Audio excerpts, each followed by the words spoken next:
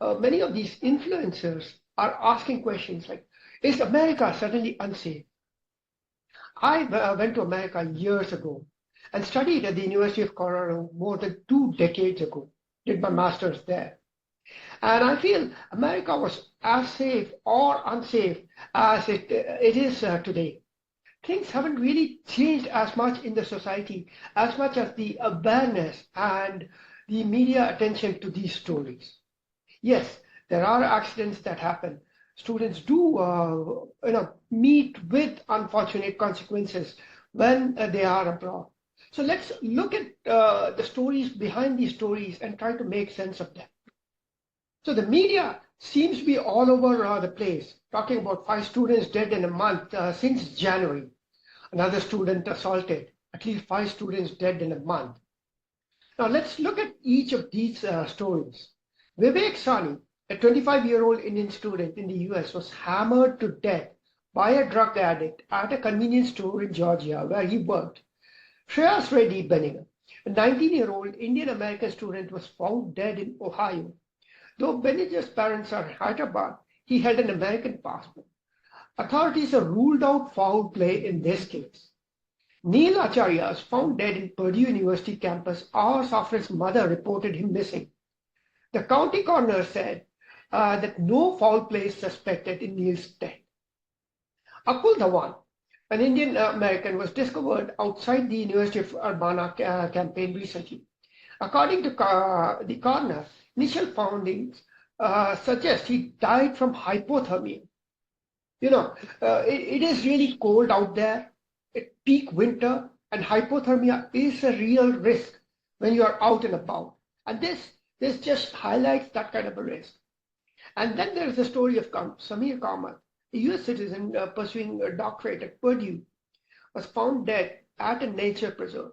Authorities then ruled out his death as a suicide, saying it was from self-inflicted gunshot wounds to the head.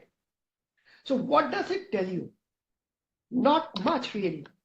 While the media is desperate to find patterns where none exist, because each story is unique and each death seems to have its own cause.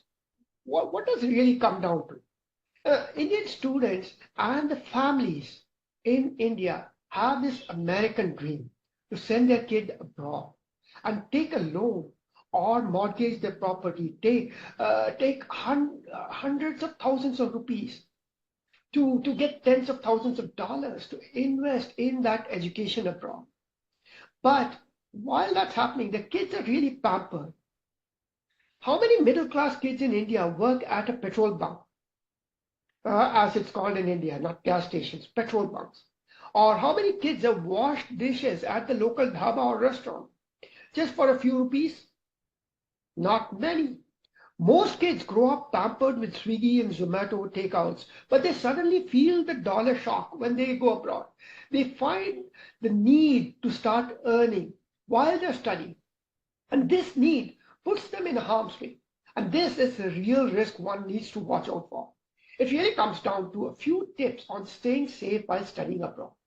Know your surroundings, know your neighborhood, talk to locals for tips. Share your tips and experiences with fellow students. Do not be desperate for that extra dollar, because that comes with that extra risk. If you really must work outside the campus, take safety precautions. Mental health is a real issue among students. Try to lend a helping hand to peers and fellow students.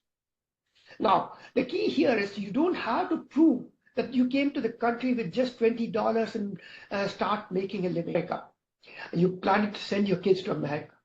Just focus on the basic safety needs. You're spending hundreds of thousands of rupees, lakhs of rupees of your savings, taking loans, mortgaging your property to send your kids abroad.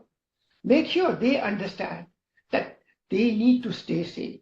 They don't need to start earning a few dollars right after they land. They're there to study. Finish your studies safely, and then you have enough time to start a living.